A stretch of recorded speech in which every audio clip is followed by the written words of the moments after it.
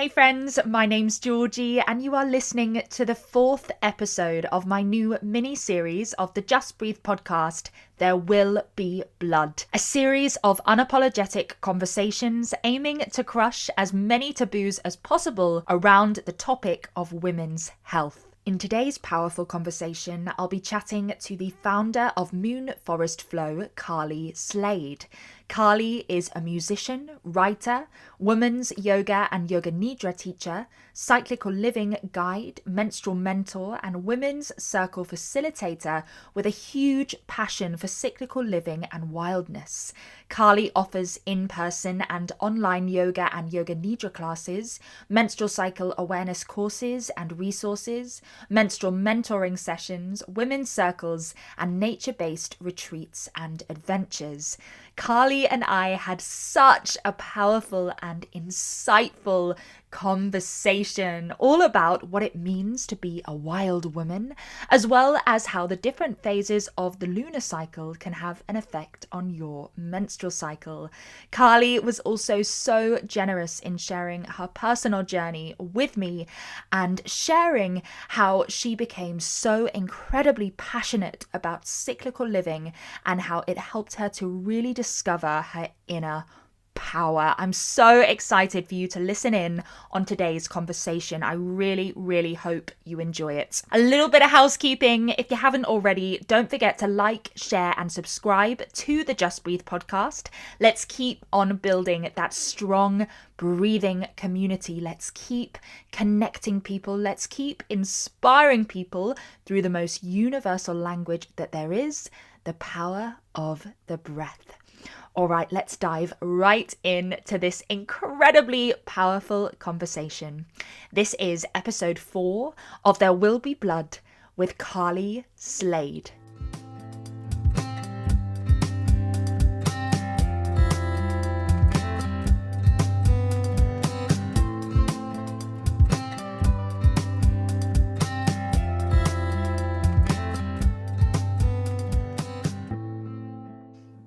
Hey Carly, how's it going?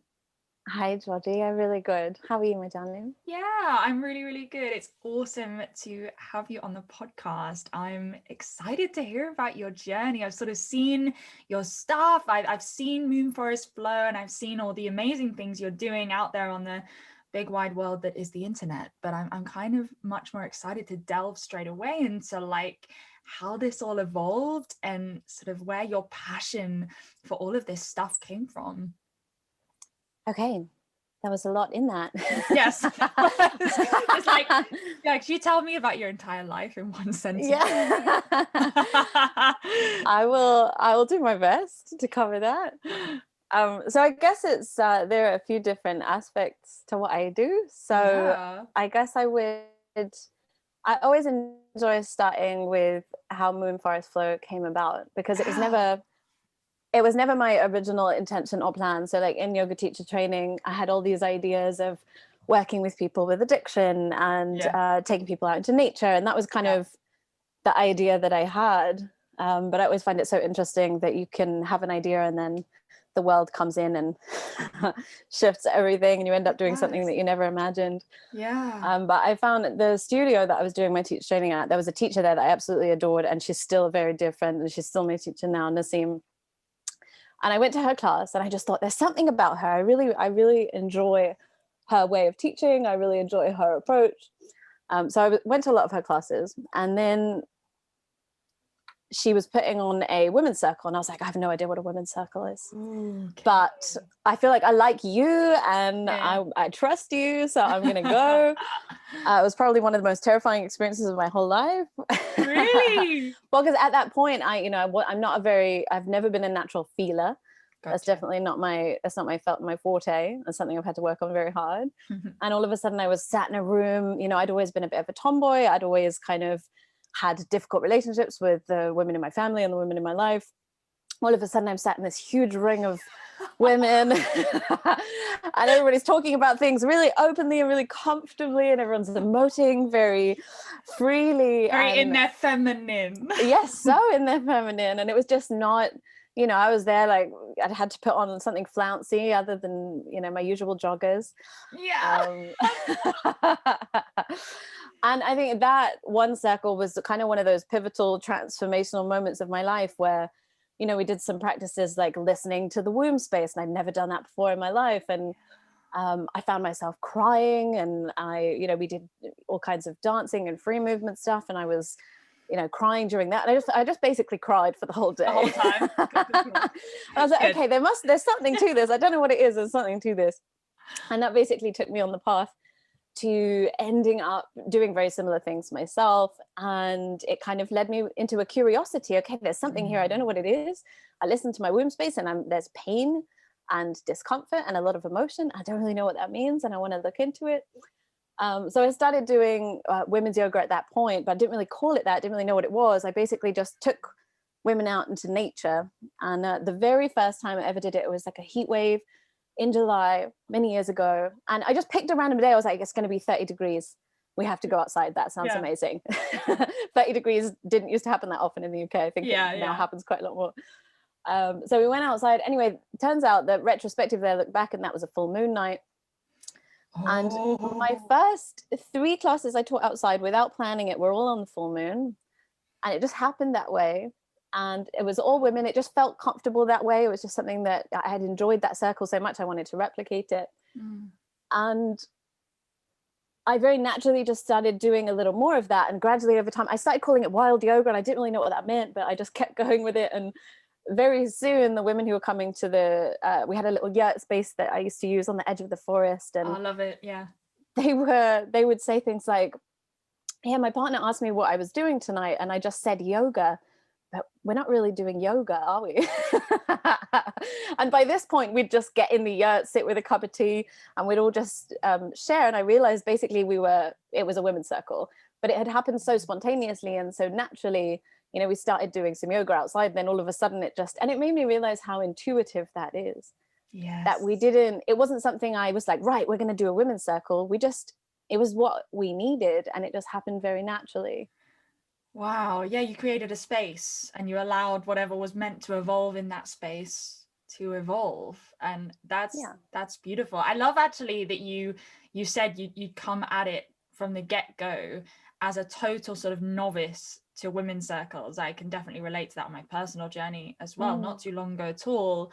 That actually, I don't know about you, but I think it made me much more receptive to what a women's circle had to offer. I had no presumptions. This sort of fear was almost very helpful, because I was like, what is this? What do we do? Is it just sort of a gossip circle? Like, am I supposed to bring something interesting to the table? And it's like, no, you don't have to be interesting. Just open your heart, and, you know, it's a space to be held. And I don't know about you, I had a lot of resistance to being held, because I'm someone as well that lives in my joggers, in my masculine, in my independent, strong woman. Armor is on most of the time, something I've also been working on. And, you know, being held, I was like, I mean, sure, I'll go, but like, you know, I don't know. What do you want me to say? Right? Keep those feelings in. Did you find that as well, as someone that was quite sort of strong, and, you know, I guess maybe you sound like you held it together for a lot of other people, you were kind of the strong one. Did you find you had some resistance to being held by a group of women? Oh, definitely. I think that's where the crying came from, is that I think that was, and you've said so many things there that I thought I hadn't even considered actually, which are really beautiful. But I think one of the things that I realized by sitting there and having people, and the being held thing, I think until that's happened, until you've experienced it, it's really hard to describe. Like whenever I'm trying to put like a blurb together for a women's circle, it just doesn't sound that interesting, does it? No, it's hard. Because it's really hard to capture what actually happens when you're sitting there, and there is absolutely no one is going to say anything to you. They're just there. And so whatever you say, there isn't going to be a response other than people just being there for you. And there's something really, really, for me, protected about that, because there's not going to be there's not going to be anything that anyone's saying back to me. I'm then free to do what I want. And that was, I found in my first women's circles, I would facilitate, and it was interesting what you were saying. I'd be like, you know, what do we have to do something really exciting? Do I have to?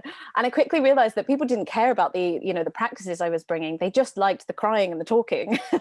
They just wanted to have that space. Yeah, to be seen, to be heard, to whatever. Like, you don't need to frisbee a tarot card in people's faces in 5 seconds. I've learned that too.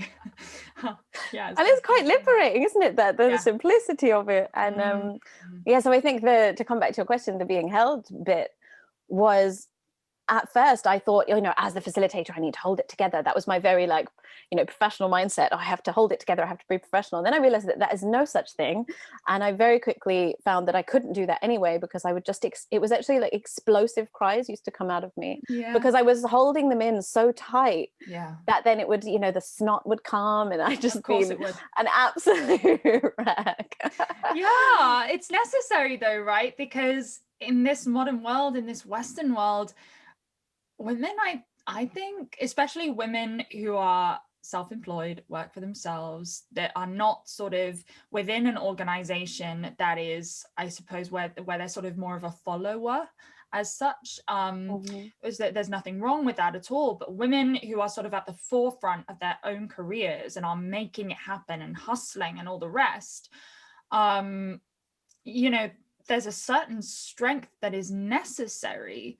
But it's, how do you turn that off when you come back into your personal life? Because that can have a profound, if you can't turn that off, again, something I've experienced myself, really can be detrimental to your personal relationships. 100%. Yes. I often talk about the being a castle with the drawbridge, and it's just learning, you know, when to let the drawbridge down. And I feel like when it's up, and it's really hard for it to discriminate who it's coming down for. And no, I absolutely resonate with that. And I also, the one thing I wanted to pick up on what you said, I absolutely adored, was when you said that you came to women's circles. And actually, I was doing some research before, and I saw that you were facilitating women's circles. I would love to hear about that. I'd love to hear about what you're doing. But when you said that you came at it with no expectation, and that almost added to the experience, I really, really do believe that, you know, because I think what I said before about being intuitive is something I've really, really noticed, is that there's no qualification needed for that. Because the moment, you know, I've started now reading about women's circles, and there's more articles coming out about them and things like that. And when I read it and they say, okay, here's the guidance, this is what we do, I'm like, oh, okay, that's exactly what we do. And I didn't have any, you know, guidelines about it. It just seems to be that when people come together, there is just this natural, I don't know, there's something that takes over, and it just very naturally, it feels like you're kind of arriving home. And so often when people come for the very first time, that's the thing that they would say to me, is they'd be like, I always felt like I was looking for something and I didn't know what it was, and this is it. And I never imagined that it would be it, because a lot of the women who came to me, we didn't used to call it women's circles, just called it wild yoga. And so they'd come and they'd be like, you know, in their leggings, ready to do yoga, and they would be like, oh no, we're just basically going to sit here and do some breathing and have a chat. And so it caught people by surprise. And then as a result, now a lot of them, you know, they're the kinds of people similar to your experience that you're sharing and my experience, where if they'd have advertised, you know, if I'd have said, this is a women's circle, we're going to sit around in a moat, they wouldn't have come in a million years. No, you're right. And it's almost like breaking down that wall, because when you go to if I think about when you go to a yoga class, you go to that yoga class, you're like, hi, yeah, great, you know, yoga, cool. And but you're very much, you're in a group of people, but you're very much doing your yoga class on your own in a group. I feel it's quite a solo experience. You're very with your own practice, because it's so much about feeling into your body and your breath that I don't really have the I guess a wide enough attention span personally to be able to focus on other people whilst I'm doing yoga or whatever, because it's such a personal experience for me, which is a gift. But by doing that women's circle, and I love that you've done it with yoga in nature, I mean, all those elements, is breaking down that wall, I suppose, of going, no, we're going to let you in. Like you can tell us about whatever's going on, and we're going to hear you and we're going to see you. And, you know, I'm the same as you, as I completely started just winging my women's circles. I was like, I don't know really how to do this. I don't know what it is, but I feel like we all need to be so connected. It's so important to be more connected right now and to be held by each other, especially women, and men, of course, but in a women's circle. And so just that space to be seen and heard, and like yours, mine just evolved from there, that you just, whatever the group requires, it just seems to arrive, and it feels right. Of course, I have knowledge of breath work and all that, I can facilitate that, but in terms of an actual women's circle, there's so much history. You could do so much research on what they did in hundreds and thousands of years ago.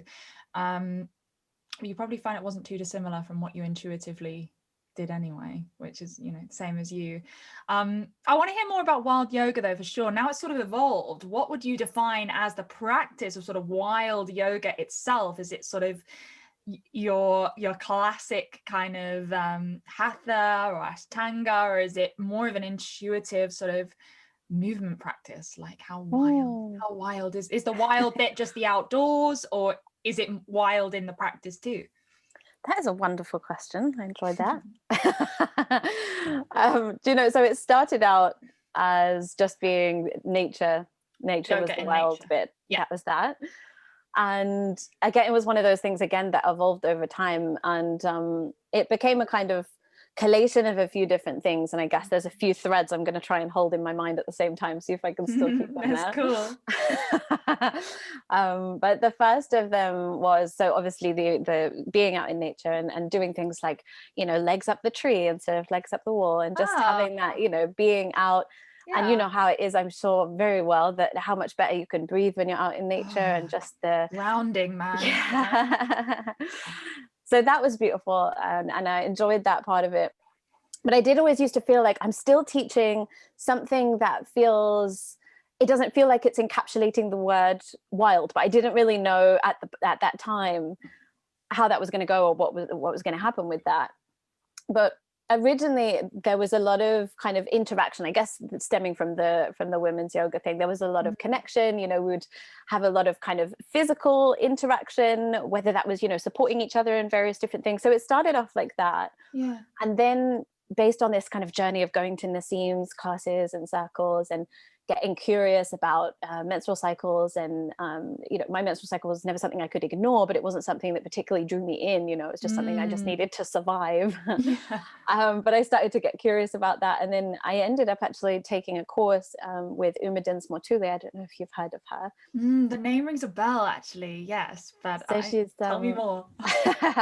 She's amazing, actually. She's written this incredible book called Yoni Shakti, and she teaches pregnancy yoga and something that she terms well woman yoga. And I didn't really know what to expect, but it sounded like something that I wanted to add. It was a kind of feminine practice, that it was exploring ways of supporting reproductive health through yoga practice. So it just sounded great. So I went along to that, and it's part of a yoga therapy qualification, if you want to take it that way. Yeah. And over the course of those 5 days, my understanding of what a yoga practice was totally flipped on its head. Because I had been a person, I started going to the gym when I was about 16 years old. I had exercised every day of my life religiously. Exercise was almost the thing that kept me together through challenging years. And me too, girl. And particularly then I basically took the gym to yoga. And my yoga practice became something that I was, it was more in control of me than I was in control of it. I started off in Ashtanga and was very like rigidly wanting to be strong and wanting to do something quite repetitive. And I was very focused on the physical aspect of it. And even as the other aspects started to creep in, I found it very hard to surrender to those. So I'd always spend a lot longer in the physical aspects than the relaxation aspect. For example, I would always have a really lovely idea of meditating, but it wouldn't naturally happen because I'd be more focused. I've got to fit in more core. I've got to do, and I never rested. I didn't even know what a rest day was. That didn't happen until my body just told me. Yeah. And on that course, I remember there was moments when I felt frustrated. I was like, God, this is so slow. What are we doing? But I think it fell really good timing because I was due my period on that course. And so I was all prepared. I was armed, hot water bottles and completely ready for the apocalypse to hit. And about 3 days in, we'd been doing these beautiful, gentle practices where everyone could do different things. If you want to sit down and do it, sit down and do it. If you want to lie down, you can lie down and do it. If you want to stand up, great. And it was all very it was very breath-led, actually, and lots of kind of movement and sound and song. And it was opening my mind, but I still wasn't really sure where I was going to go with it. And during that particular course was the course where I suddenly realized that there was something more about my menstrual cycle, because after 3 days of these movements and these relaxation practices, I mean, we started every single session with a relaxation practice, which that changed everything for me, because it was like, okay, I'd arrive and I'm like ready on my mat, ready to work. Let's go. And then she's like, right, get really comfy, make a nest, we're gonna lie down. I'm like, oh. Goodness. Yeah, no, yeah, we're like the same person. So I so resonate with all of this. I've been on this exact journey recently. So funny. That's why I'm laughing. Yeah, no, completely. And it's exactly what we need. That's the hilarious thing. 100%. Do carry on. You made a nest, sorry, at the start of the practice. Which, seeing as we are the same person, you'll know how I felt about that. Yeah. It's like, I've got too much energy. What am I going to do in a nest? And then I think basically that course was like a tipping point for me, where I suddenly realized I was knackered. I was absolutely knackered, but I had just been adrenalizing and controlling through. And so by lying down in this little nest at the beginning, and then she'd be like, okay, if you want to move, you could move. And if you want to stay in your nest, I think I stayed in the nest for 5 straight days. Wow. And I had a period, I had no pain. There was a lot of things that happened in that course. I'm sure we can dive in when we start talking about no apocalypse. But that was one of those pivotal moments that weaved a thread into what wild yoga became. And then I started, and my teacher Naseem as well, she's very much into, she started off as a traditional hatha yoga teacher, and then she just, broke all the rules and went off and did her own thing, which I really enjoy. And she, whenever I'm going to do a course, she's like, why? What? You already know. It's already in there. And I really enjoy that about her. But she used to do a lot of free movement, intuitive movement in her circles and classes. And I don't know, maybe this is similar for you as a person who had always been, very in control of your experience. It definitely was for me. But going into a setting where they just put on music and they're like, okay, do whatever you want. I'm like, I don't know what that is. I've got no idea what that is. And I felt so shy and so rigid and so terrified.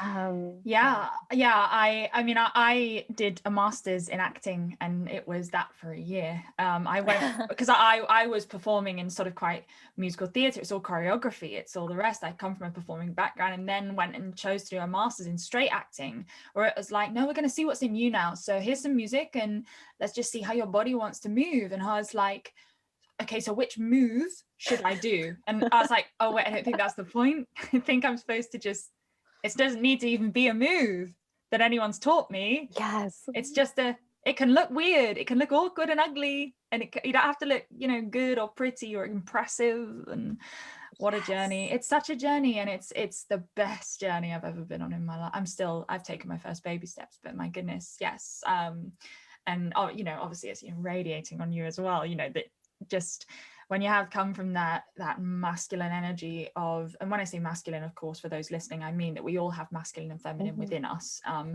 It's just which one is dominant. So that's what I mean, not actually transforming into a man or a woman, but that masculine energy, when it's so present, it's such a blessing when you're given the gift of awkward space to struggle in. Yeah, that's a great description. It's like finding your inner weird and making friends with it and going, oh, okay, that's okay. I'm going to love her. That's all right. Oh, that is such a beautiful description. And I was aware that you had acted, but I hadn't even considered that, of course, you will have done all kinds of things like that. Oh God, yeah. At least I was doing mine like privately in the setting of a women's circle. Goodness me, you were doing yours just out and about in front of people. Wow. Okay. Well, props to you for that. Anyway, it takes so much strength for anyone to do it, whether privately or publicly. It's a massive journey. But I think this directs us even talking about how wild yoga evolved onto talking about the menstrual cycle. So if that sort of seeded that thread into the menstrual cycle, what direction were you then drawn to? Were you like, I want to know all the science behind the menstrual cycle, or I really want to jump into our connection to nature and the cycle, our connection to the moon and the cycle, the lunar cycle, more of that spiritual aspect? Which side sort of were you naturally more drawn to? I think the side that drew me in at first was the more spiritual aspect, actually, which kind of surprised me, because I feel like I've got like a split personality sometimes. So like one half of me is very, very scientific and very factual and really excited by the biological, physiological aspects. And then there's this other side that I rejected for a really long time that's like, oh, astrology and the moon. And but I found actually that it was the more spiritual aspects that drew me in, and it was reading a book called Wild Power by Alexandra Pope. I don't know whether you've read it. I have heard of it. Okay, I'm gonna put this on my list. It's like a must read. Yeah. So that book, I think, was one of the things that it really highlighted to me that there was something else going on. It wasn't just, it kind of shifted me from the biological aspect, of which I had very little understanding, because school doesn't really deliver in that way for most of us. For me, it was like, here's a tampon, here's a pad, have a nice life. That was literally. And so I was just arriving with that, and I'd never, for me, the premenstrual phase of my cycle was probably the most challenging part. And it was the part at which my mental health would take an absolute dive. I resonate. And so it was something I didn't really have. I felt like it was just taking control of me. I had absolutely no way of working with it. I didn't know anything about how I could help myself to deal with that. The only thing I knew was that I had always written my cycle days in my diary, but it was like self-preservation, because I knew there was this day 16, which was just the day where I'd often have really morbid thoughts out of nowhere. I'd suddenly think, I just really want to crash my bike, and then I'd wake up the next day and be like, where the hell did that come from? And I know I feel bad, but I don't feel that bad. Like it's actually an outside source that you're like, hello. Okay. I've definitely experienced that as well, where a thought or a feeling comes where you're like, that wasn't me, I'm not in control of that, that's not what I want to do, but why? And then of course there's that sort of prefrontal cortex that pipes up, of that sort of like trying to legitimize it in terms of, was that me? It must have been me because it was my brain. That's bizarre. Okay. And then you go in this little spiral. I can resonate. Absolutely. I think a lot of women can actually with the premenstrual, for sure. So you're getting more into the spiritual side, you said, in terms of the moon. Well, I think it started with so in Wild Power, they're actually psychologists, the two authors. Right. And they refer to it as coming from a psycho-spiritual angle. And so the way they're looking at the cycle, which I really enjoy. I enjoyed it too. I'd never heard of it. And the way that they are looking at the cycle is, rather than, you could say, okay, if you go the medical model, you say, it's straight after ovulation, I have a little dip in my mood, and then I just, crash until my period. And the medical world will say, okay, well, that's PMDD. You need to be on antidepressants for the second half of your cycle, and that's the solution. Right. And that's all there is. That's the only, that is it. And then to have been there and to have been told that, and when I was younger, obviously told, to deal with depression or to deal with this, it's your hormones, you need to be on the pill, or your periods are painful, you need to be on the pill. Like that was, and I don't know where it came from, but I always had this feeling of, I don't want to do that. I don't know why, but I don't want to do that.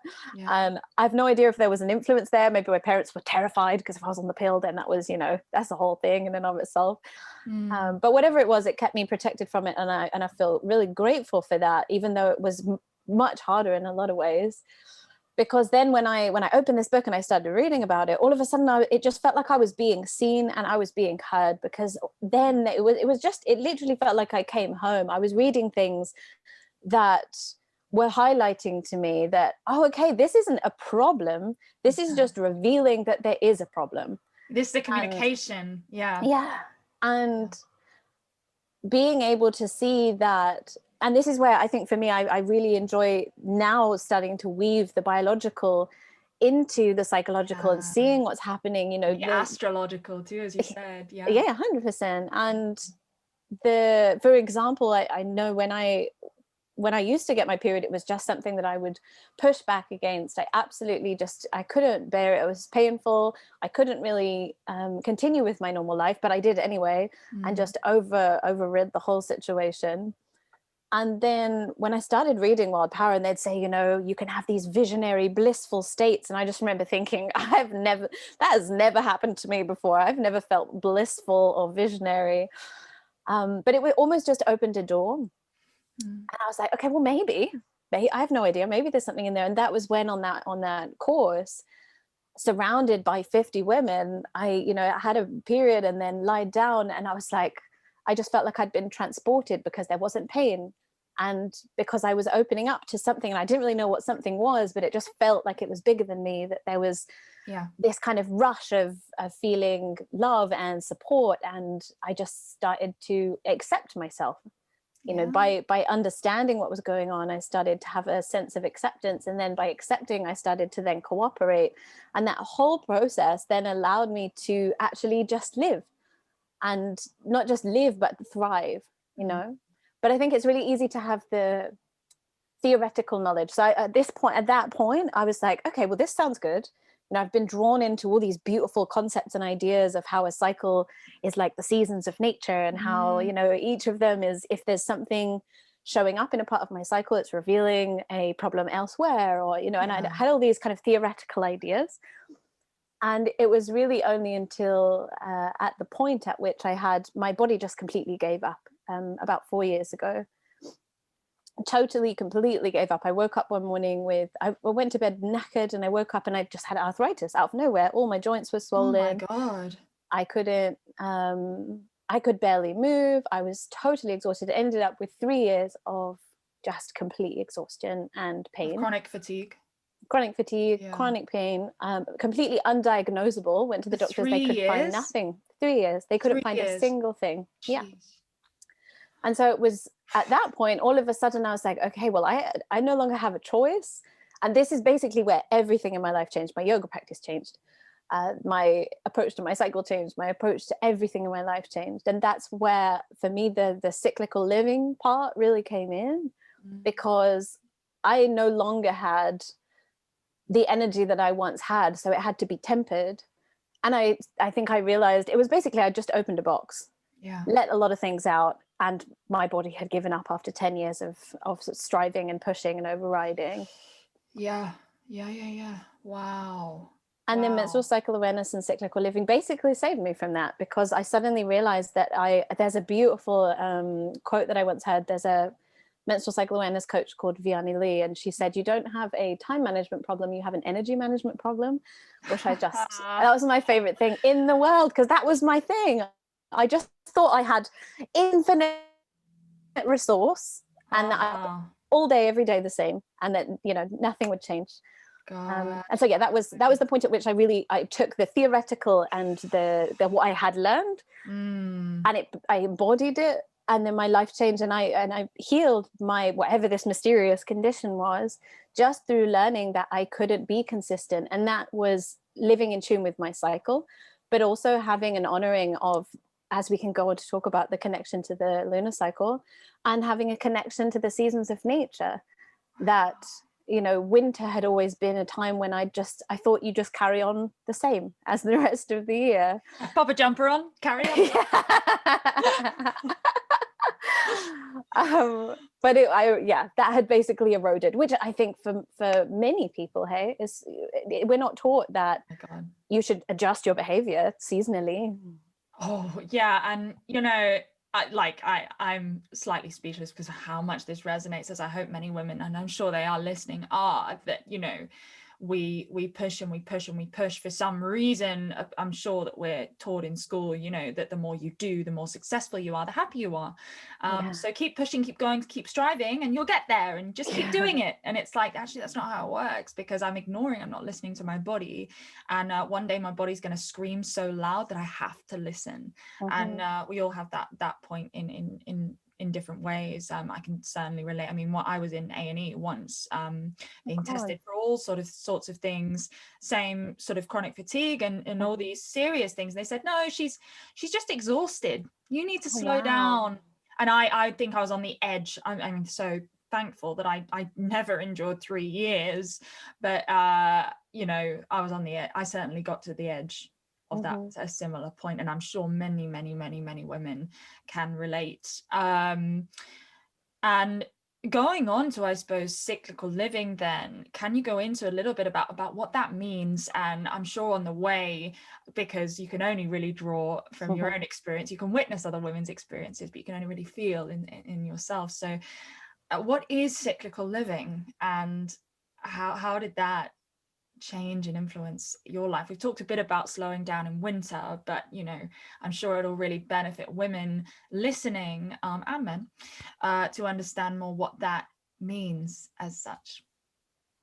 Yeah, so I guess the biggest part for me was realizing, I think the way into cyclical living was realizing, and it was one of the very first things I picked up through one of the courses I did about menstrual cycle awareness. They were talking about how we have almost a ovulatory self and a menstrual self, and it's as though the cycle is kind of, you know, if we were to divide it into two halves, there's the yes part of the cycle, where there is the rising estrogen and the building up to ovulation. And then there's the no part of the cycle, which is obviously the progesterone being more dominant and going into those nesty feelings leading up to menstruation. And I think it really highlighted to me that, you know, I was just living yes. I thought that I could just yes it forever, and that there never needed to be a no.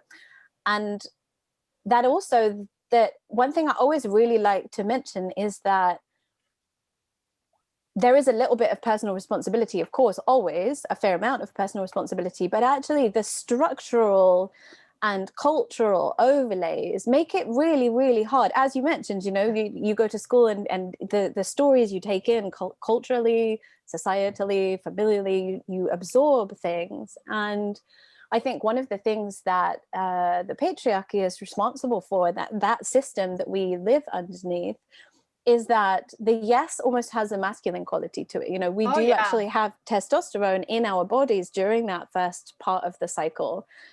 And then the second part of the cycle has a much more feminine quality to it, going back to those archetypally masculine and feminine. And really, if you think then about the fact that we've been taught that we have to just be in yes, we've been taught that we just have to be in masculine, and that we are then overriding and completely rejecting the feminine aspects, like the yang and the yin in yoga. We're basically, or also in you know, Eastern philosophical ideas, we're rejecting the yin completely, and we're only then, and that's culturally.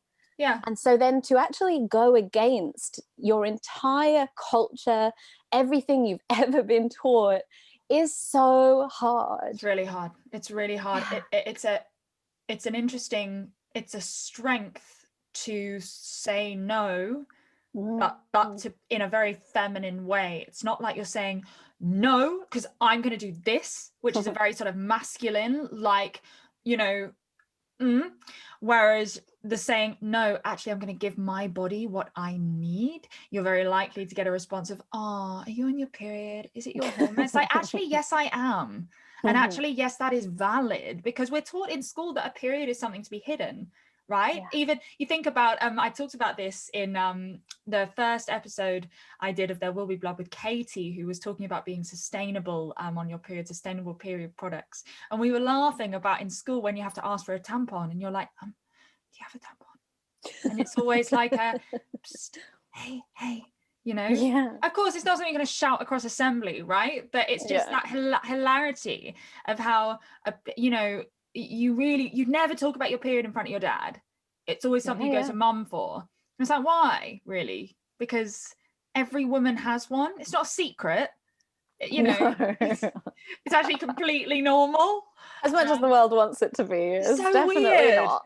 It's so weird. It's like, it's not a secret, and it's not that, even the because then people will say, yeah, but you know, the blood aspect, and I'm like, right, but if you cut your knee, what happens? Yeah. Bleed. It's not, you know, that it just, yeah, I completely agree. Being an yes, that's such a masculine thing, and to step into our feminine in that way, and really it's a very, I think it is the biggest act of strength to create that boundary, but creating that boundary to step into your feminine, to step into your yin, it's such an interesting paradox, right? Definitely. And yeah, it is really challenging, because you're working, as we said, you're working against a dominant culture. So that's why I love the practice of menstrual cycle awareness, because it's a culturally rebellious practice. It's flipping the narrative on everything we've ever been taught. Yeah. And you know, one of the things that so often comes up when I'm working with people is that when we start to, you know, we work through all of here's the biology, and here's what's happening, and here's, you know, here's everything basic goes. understanding. Yeah. And then we get to a point where, you know, one of the things I'm really passionate about is scheduling, and not in a kind of crazy kind of, I go a bit intense with it and go very detailed, but you know, scheduling to some degree so that you can cyclically live your life around your cycle, around the seasons, around the lunar cycles, around the day, around the diurnal rhythms, everything we're working with.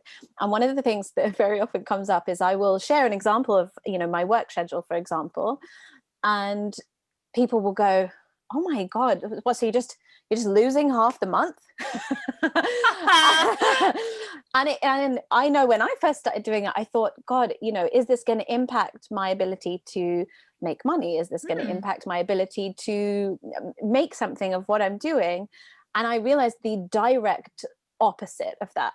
Yeah. Was at the moment that I started living cyclically. You know, before I'd go, I've got all these really great ideas, and I'm going to do them all now. And then I would try and do, you know, 5 things at once. I'd do nothing. I'd get nothing done. I was just knackered all the time.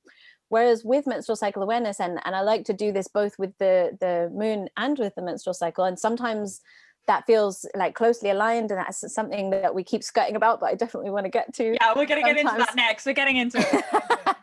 And then sometimes, you know, I feel like I'm working with different rhythms. But one thing I always really like to do is to get really, really clear and to use the cycle as an actual blueprint and creative tool to be able to go, okay, so in the premenstrual phase, when I've got that kind of editing mindset and I can really crystal clear see what's working and what's not working, what do I actually want to do in this next cycle? What would make me feel the most fulfilled if I were to focus on it? And then I've realized, sadly, I can't do the 20 projects I think that I can do. I can only do 1 or 2. And so that is I never unlearn that lesson. I'm like, yeah, I can write a book and do a course and you know, make a baby, and I can do all that stuff. And so just being able to be like, okay, I do one thing this cycle. And it was a game changer, because I realized I was getting more done because I was more focused. I was very clear about what I was doing, and I was using the various parts of my cycle to their benefit. And then when I felt like, it was coming back to the yes and the no, if I felt like I'd really put myself into my project in the yes phase, I was so ready for no. You know, by the time I got there, I'm like, I'm ready. I'm out now to the forest. I've got nothing to do. I put an out of office on my emails that just says, I'm in the resting phase of my cycle now. I'll be back in a couple of weeks. And people started to get back to me and be like, oh, what, you can just tell people you're on your period and just stop not work? I'm like, well, I'm self-employed, so it's different. But if this could be something we could expand into the world, wow, how amazing. Yeah, because it's not, and of course I'm sure you'll go more into this as well, that it's not a sense of just shutting down. Like, it's not like you're going into a hole and sort of, you know, covering the dirt over you and being like sort of waving bye to the world. It's like, no, I'm just not going at the 1,000,000 miles an hour society expects of me constantly. Yes, why can't you do that now? Why can't you meet that deadline that I have, you know, sort of put onto you? And it's like, well, because, you know, I'm not going to be able to give you the richness that I'd be able to give you in this. If you want the best quality, you need it here. And I've just started on this journey, which is why I'm so fascinated about it. And in terms of, I found in sort of those coming towards the end of those 2 weeks, maybe 10 days of that luteal phase, that I'll say, well, now's my reading, my research time. It's it's absorbing information that's going to nourish me so that I can then put that out into the world and, you know, get back on the stage in the follicular phase. And it's, which, you know, is sort of course, after that sort of menstruation. You'll go into this anyway. So yeah, I think it's something that's so necessary. My God, if in 20, 30 years we could see this as a mainstream sort of thing, just where women just, and it's not like anything like being left off the hook. It's so hard to be someone saying, well, you know, you're not a feminist, you're not this. It's actually, well, no, yes, I am, because there's so much strength in it, in saying, let women listen to their bodies. It's the most natural thing you can do. Definitely. And you know, you said something that what you said there is so perfect. It's not that you're going into a hole, it's that you're going to do different work. And this all comes back to, again, the archetypally masculine and feminine, that we can't always be producing. There must also be the aspect of yin, where you're being receptive and where you're, like you say, nourishing yourself. And it's a different kind of work. And one of the things that I've definitely has been highlighted to me is, and you know, and I'm sure you're aware of this too, that if I sit in front of my computer and try to write, some days it flows. Other days I actually just need to go for a walk or lie down. I have some of my best ideas just as I'm falling asleep. Yes. And that is the feminine, that is yin. You know, sleep is the feminine. It's working with your brain in a completely different way. It's not just seeing that, you know, waking consciousness is not the only consciousness we have so much more going on. Oh my God, yeah. And the idea, you're right, the ideas are right there. And I too definitely have found that in my sort of, I say my previous self, because I feel like I've evolved so much, I've gone on this journey, that I was in my masculine looking, right? You go out and you get it, you work for it, and you'll do everything in your power to get what you want. So you go out there and you get it. And actually, when I stepped into my feminine for a sec and actually stopped, the best thing I could have done was sat in silence with a cup of tea, listened, and pop, there's the best idea I've had in months. There's the idea I was looking for. It was already there, but I wasn't listening. And if the feminine is that stillness, isn't it? Where the intelligence comes through of like, oh, this is what I want. I don't need to look for it. I just need to shut up and listen for a sec. Yeah, I love that. I really love that. And it takes time to, again, because we are just going against, it's just, again, it's another way where we're just going against what we've been taught that we need to do. And, you know, I remember when I started learning about so I guess when you were asking me about the spiritual or the more biological, the thing I love about the biological is that science is magic. The more you go into the science, the more magical it is. It's so, I mean, it's connected, you know, it's completely interwoven. It definitely, and I love that. Yeah. And the one of the things that I learned that really transformed, and it's something I love to share because I feel as though it offers, a bit like what we're talking about, it offers you the opportunity to see menstruation as there's something greater going on, and then being able to have a kind of like a lens into the biology can be really useful in that way. And so when I was learning about, you know, oh, you're gonna, you know, people used to go into tents and they used to vision for their communities, I'd be like, well, that sounds really magical, but how do we do that? And then when I learned about the actual what's happening in your brain during menstruation, and I'm not a neuroscientist, so this is not going to be the, you know, a neuroscientific representation, but I learned that the two brain hemispheres are working together more coherently in the same way that they might for people who'd lived in indigenous cultures. They've never been, so you know, if somebody had been living in the forest their whole life and had never been interrupted, their brain works in this way. And if a person is taking, for example, hallucinogens, their brain works in this same way, where the two sides of the brain are working very coherently, which shifts from being either, you know, creative or being logical to being able to see the bigger picture and to be able to see the profoundness of everything. And that's what's happening during menstruation. And as soon as I learned that, it suddenly became crystal clear to me as to how important it was to lie down, even if I didn't want to, because of my control freak nature. I found that if I lied down and just, you know, turned off every bit of technology, let myself have a quiet day, that exactly like you spoke about with your cup of tea, in the stillness, that all of a sudden, you know, I'd just be flooded with so many creative ideas, because my brain was working in this cohesive way that previously I'd seen as a problem, because I'd be like, I can't focus, I can't concentrate. Well, it's because I'm not in the concentrate bit of my cycle. And I think that can be one of the barriers to people trying to reconcile being a feminist with living in a cyclical way, is that it's, and one of my favorite quotes in the world, again by Alexandra Pope, was limits do not equate limitation. Having limits is the only limit, basically. It's something much more beautifully and eloquently put than that. But basically, that if we don't have limits, that is the limitation. Whereas if we can go, I wax and wane, and I'm able to live in sync with that, and that therefore I'm taking away the limits. And I think to have that viewpoint, it just changes everything. And I think something you touched on before about the way that we've been taught to work.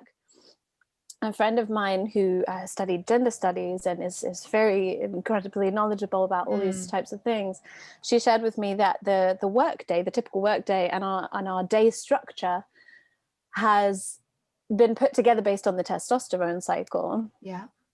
And if you think about, you know, I always like to, in sessions, you know, sometimes people will say to me, okay, so it was very recently actually with somebody, they said, okay, so what would a feminine day look like then? She was like, if that's a masculine, what would a feminine day look like? And it was like, she suddenly started to unravel and unpick, and she was like, oh, I realized that's even that question, I'm trying to box it in. Because I said to her, well, you know, it depends what day it is. Depends where the moon is, depends what season it is, depends where you are in your cycle, depends what time of day it is. And it's almost, sometimes it's too big to even comprehend how oppressive the structure is for people who are naturally cyclical. And the structure has made us feel that there's something wrong with us for that. And now we're trying to upturn everything. And then you know how it is. You go, okay, I'm going to have a rest period. And then the whole world still carries on. And then you feel like you're falling behind. I'm gonna slip off the face of the earth. But it doesn't happen that way. It doesn't. It absolutely doesn't. I definitely want to quickly move on to the lunar cycle. But, you know, I just thought of the most, while you're speaking, ridiculous analogy for all of this in the process. And I'm going to share it for the sheer ridiculousness of it, that it's so at the forefront of my mind, that I really had this vision when you're speaking of baking a cake. And when you bake a cake, I'm excited to see where this is going. So when you bake a cake, you have to get all the ingredients out. You have to put them in the bowl. Then you mix it. Then, you know, you have to transfer it and whatever. And then you put it in the oven, and then you have to wait. And then you have to let it cool. Then you eat it. And if you think of anything, actually, anything, even, I don't know, getting up in the morning, whatever, you know, you sit down, have your breakfast, or whatever your routine, there's everything has a process.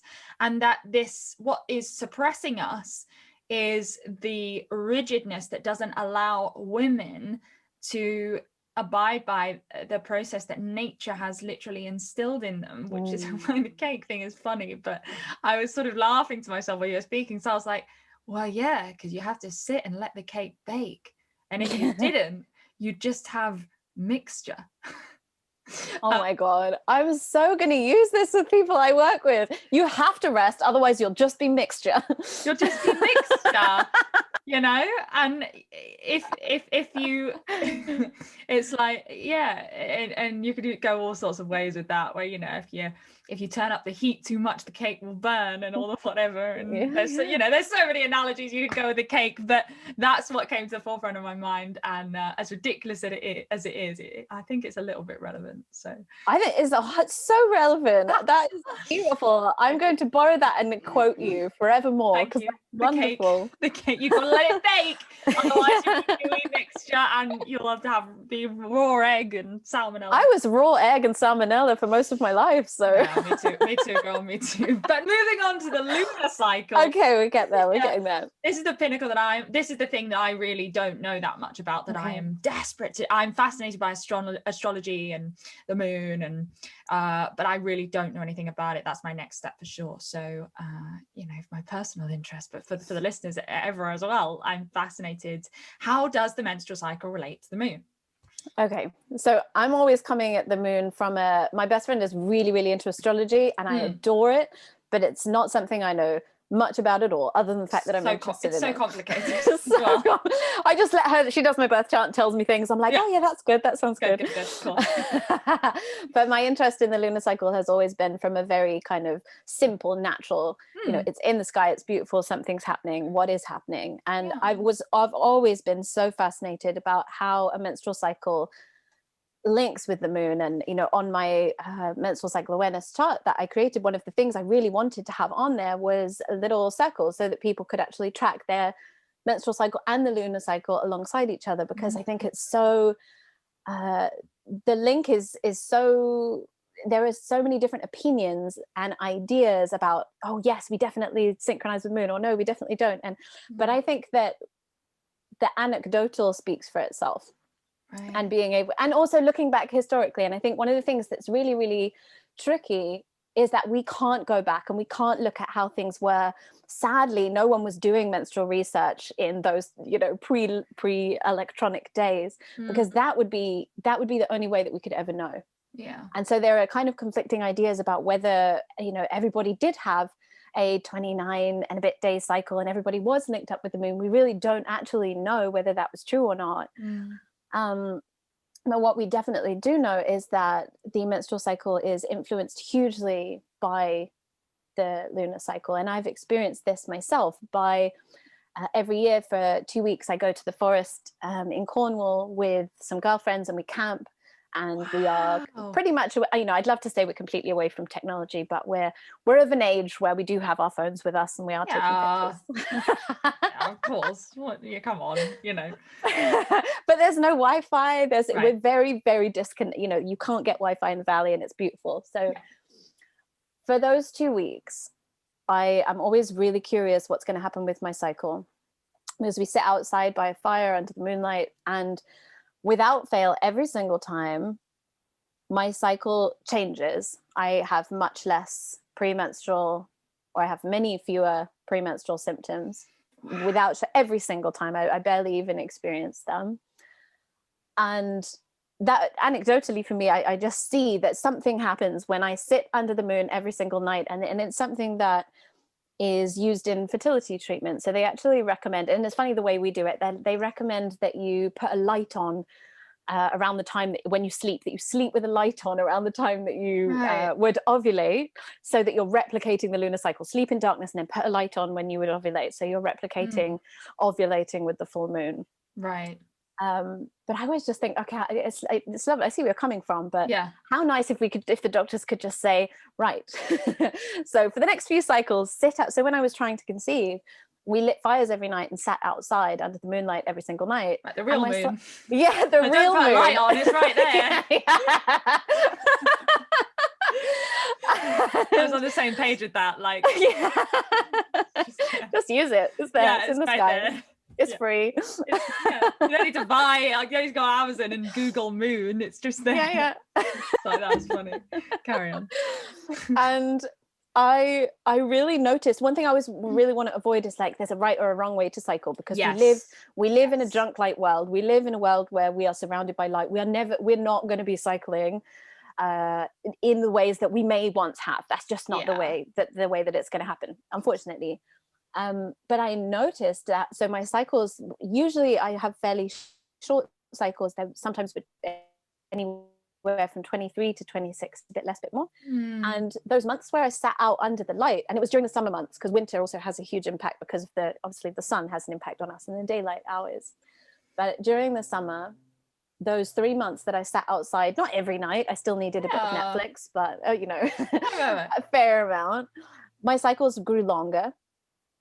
And I had 3 cycles in a row that were 28 days. And I shifted during those months. I shifted from having a cycle that I wasn't really ovulating around the full moon to suddenly bang on ovulating around the full moon. Wow.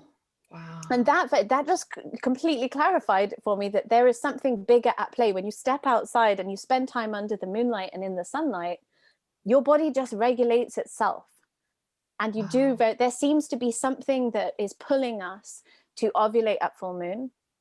But that doesn't necessarily mean, you know, there's all these beautiful ideas about, I don't know if you've heard about the red moon and the white moon cycle. So yes, I have, but I have no knowledge on it. And this, I'm so fascinated about all of it. And I want to, I want to know about all of it. It's the next part of my journey, honestly. I love it. But you got that just from sitting outside, to clarify, purely. Yeah. And I love that you're not like, so I did 3 years of research and I did a PhD and then I went and sort of sat outside and measured my temperature and the air was this 0.5 degrees. It's like, no, I got a deck chair and I got a hot chocolate and whatever, cacao, and I sat outside. And it's that.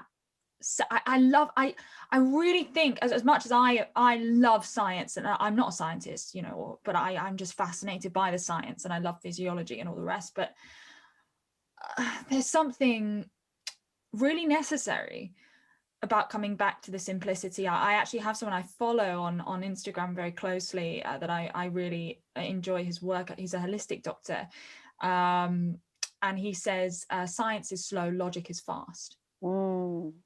In that, you know, often actually, and it's coming back to that, your gut feeling, especially, you know, it's, you know, say a women's intuition, you're often going to be right. You don't need, even I've definitely experienced going right back to when your mentor, some of my mentors said exactly the same thing. They're like, I've been like, yeah, but maybe I should do a degree.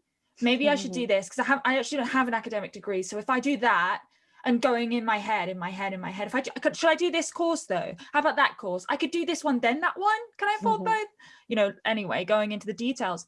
And they're like, actually, you have this idea and you know, why don't you just run with it?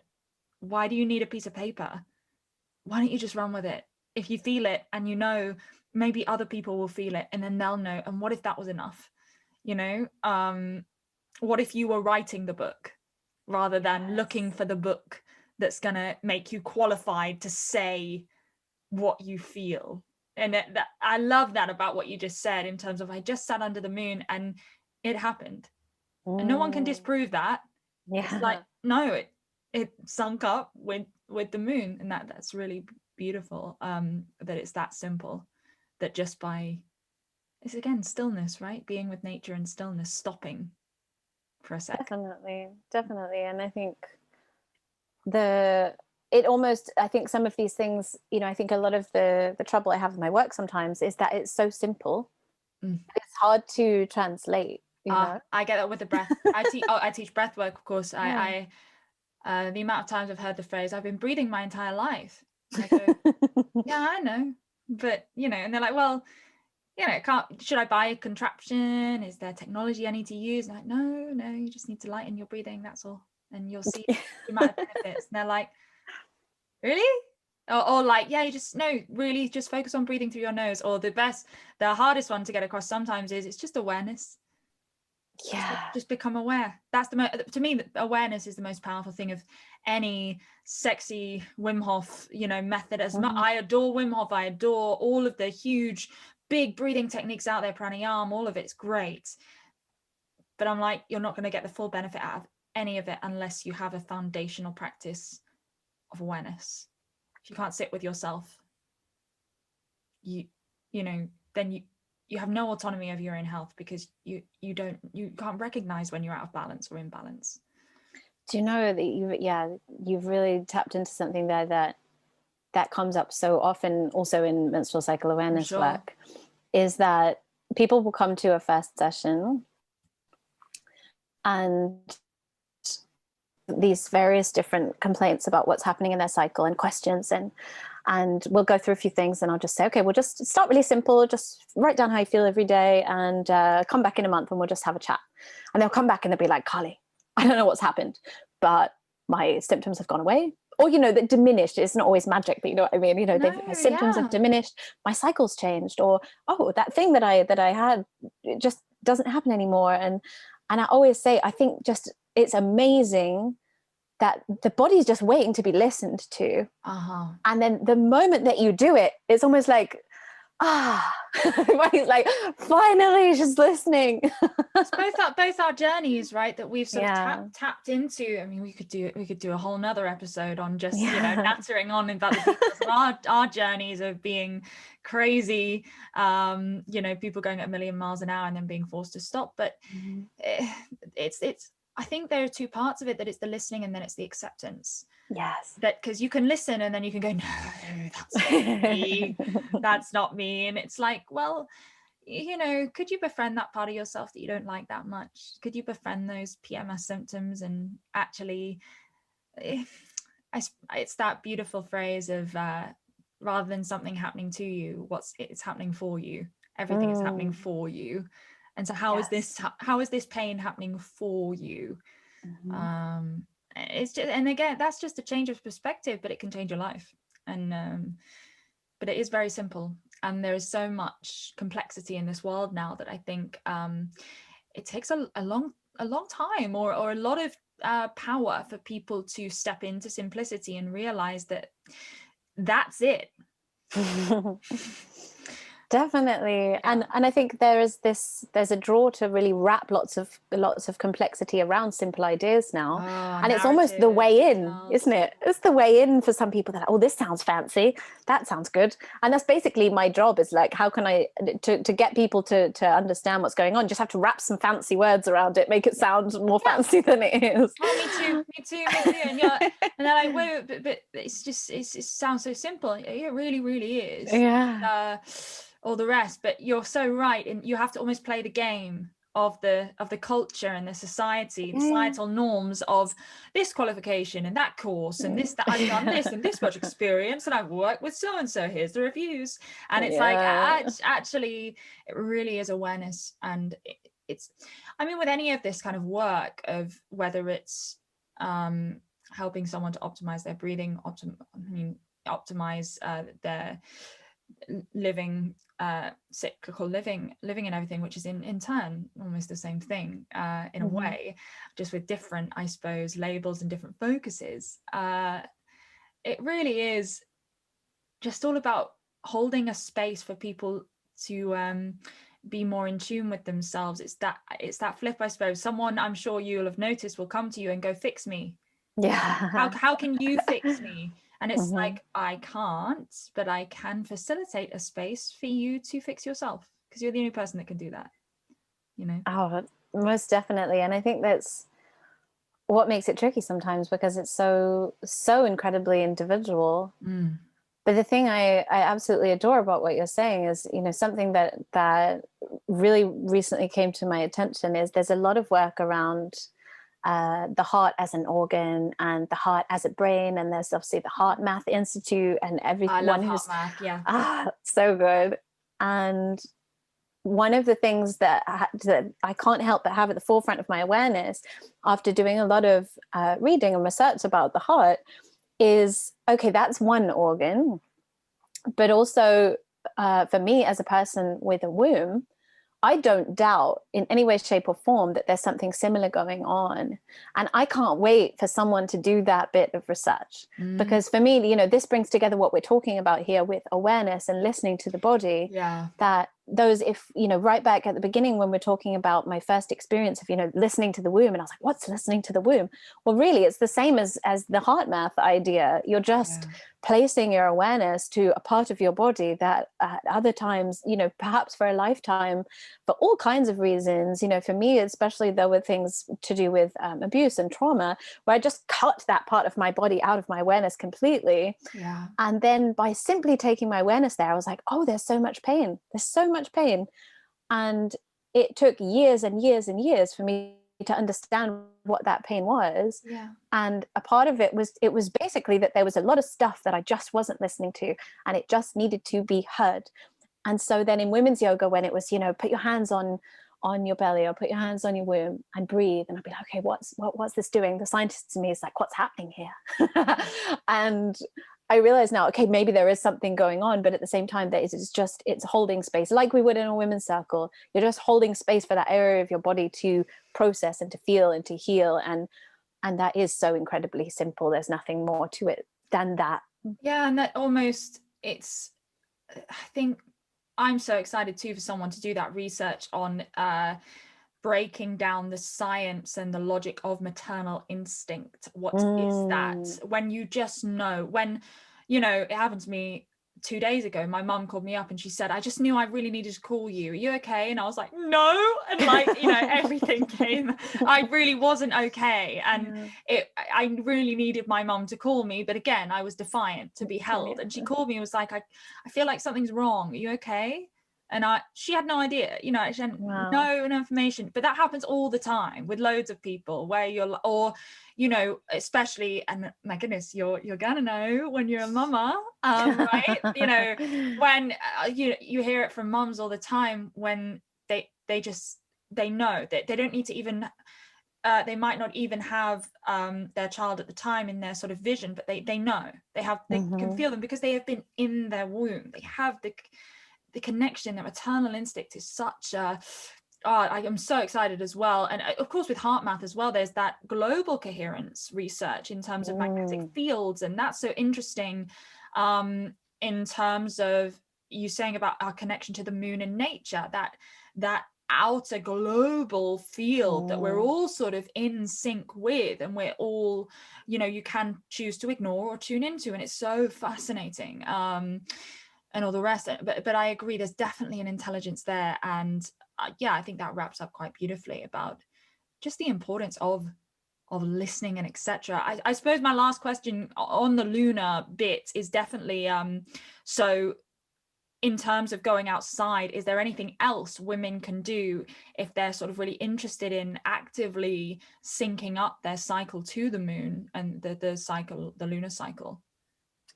I think the thing I always start with is, again, taking into account that it's really hard to have a cycle which is synchronizing with any particular light when there's so much light going on. So much synthetic, That I think my favorite exploration of all is one of actually accepting your cycle in the cycle that it's in right now, and seeing how the different phases of the moon can actually have an impact on the phases of your cycle. So for example, something I really love to explore is, okay, so, you know, for example, if I have a period that comes at full moon, I know that has a very different quality to it than a period that comes at new moon. And, you know, thinking about and that's where the idea of the red moon, white moon cycle comes from, is that it was a kind of traditional idea that if you were bleeding at full moon, that your energy was for use in your community. And so it was much less about it was less the mother energy and more the healer energy. And that then if you were bleeding at new moon, it was more the mother energy, whether it was, you know, mothering your community, or whether that was mothering as in being fertile and bringing children into the world in that way. And that's what I really like to explore, you know, and even the intricacies of, okay, so the first quarter moon, for example, bringing with it that kind of action and energy. What happens when you bleed on the first quarter moon? Does that make it harder to relax? Or is there, you know, is the first quarter moon energy of action and energy bringing an action and an energy inwardly to your experience of your menstrual cycle and your period? I love that. So it's more like rather than I'm supposed to try and match it, which I suppose is where my mind was. It's more like a correlation of, that makes so much sense now when you said putting your cycle tracking with the tracking of where the moon is. It's that correlation between, okay, where is this at and where am I at? Where am I on this sort of paradigm of this interwoven nature, me, cycle, the rest? That's makes so much sense. That's cool. And that's so much easier. That's not the right word. More attainable in the modern world. And also I think probably it also the word you used at the beginning, I can't remember what you said now, because it's my pregnancy brain. The beginning, lost all that language. No, I think it was right at the beginning of the conversation. Are you talking about, or at the beginning of this part when you were talking about the lunar cycle? Sorry, Amazon deliveries are part of a podcast in the Zoom land world. Good. Yeah, no. It's all live and it's all good. That's so cool. So one of the things I don't know either, but the knocking of the door lost all of my thoughts. We've gone, but no, I can get it. Okay. I can reel it in. Remind me, we were talking about the correlation between the menstrual cycle and the lunar cycle. I think it comes back to accepting. Oh, acceptance. There can be a real thing of like, oh, I'm wrong. I'm cycling wrong. You're right. Yeah. Whereas this is actually, and then if we were to zoom out and see the spiritual aspect of it, it then adds something. Okay, what does this mean for me? What does it mean for me that I'm having a period at the full moon? What does it mean for me that's happening? And I love to see that. And so I'm very curious about it in my own practice. And I noticed, when I shifted my mindset to, I want to have a baby, my cycles changed. Wow. But then I fought it. It took us 8 months to get pregnant. And I fought making the space in my life, and my cycles shifted back. Wow. So they went back to not being, if you want to, the red moon, white moon cycle. It was like I went back into my role of serving my community. And I was, writing, and I was wanting to do lots of work. And actually it made me realize again, this cyclical living. Okay, well, if I want to get pregnant, I'm going to have to make space and slow down. And then my cycles shifted. So I can't say for sure, okay, yes, you're definitely going to be more fertile if you ovulate at the full moon, or, I don't ever want to put things like that into the world, because I think everything's possible. In your experience it was. And I love how you put that, actually, that it is all just experience. There's nothing to fix. There's no right or wrong, or I'm not adhering to this social norm that we have been sort of from a very young age that you're presented with as your roadmap for life, where it's actually like, could you use the present moment as your guideline? Could you just use the experience you're having as your guideline, as your roadmap? What would happen then? And that curiosity, and it certainly sounds like that's the journey we've both been on in different ways. And I think that's so beautiful, to just be curious about, well, what can I learn from this communication? Because you're always moving forward then. There's no good, there's no bad. It's all just experience. And like you were saying, somewhere in the middle, you were speaking about, what if you were the one writing the book rather than looking for the books? Yeah. And, look at what's happening with your cycle, and be curious about that for yourself. It's very intuitive, really. Yeah. Once you start to tap back into it. So yeah, I really like that. Absolutely. Oh, Carly, you're amazing. Right, final question. You're amazing. Thanks. Well, we're the same person, so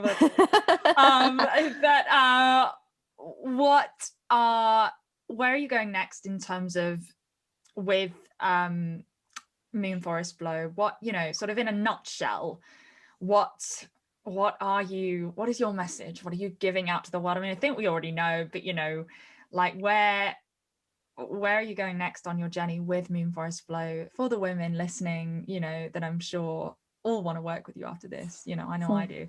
So where are you going with it next? Well, I guess there's two parts to the answer. Okay. One of them is that I'm growing a baby. Yes. And so that is thank you. That is at the forefront of my attention. Of course. But that I'm excited to see how what I have done so far and what I'm currently doing weave together. I think menstrual cycle awareness has prepared me for the journey of pregnancy in a way that I could never have imagined. I wouldn't have been prepared to slow down for 3 months up until this point, and for everything that is ahead. Yeah. So that aspect, which for sure that will mean that I definitely end up weaving. I think I'm starting to weave that part in, because I never really share things that aren't my experience. And so it feels now that I'm starting to weave in more of the pregnancy and the birth and, child rearing into what I'm currently doing. So it just feels like I'm expanding in that area. Beautiful. And something that I'm currently working on is I'm writing, I almost want to call it a book, but it's also going to be more of a digital download type of course, but it's basically encapsulating all of the work in terms of menstrual cycle awareness, cyclical living, lunar cycles. It's all bringing that all together and putting it into a cohesive package that my plan is that then I can have a baby, but I'm still out there doing my work, because it can go out there and do my work in the gap. So that feels nice that I can put that out there. And then I think I'm just pouring more and more of my awareness these days into my Patreon community. And that is it's a beautiful community that allows me to share really openly and honestly, and to put content out into the world to a community that feels like it's flipping the script again, because it's valuing creativity and allowing there to be an income for what I was doing already. And absolutely. And just to be, of course I know what that is, but for people listening, the website is stuff people, it's really reasonable as well, can pay a subscription, it is, right, to your to your website, to your content, and they receive sort of really regular updates from you and guidance and meditations, was it? And there's all sorts on there, isn't there? There's playlists and there's great stuff. There's all sorts on there.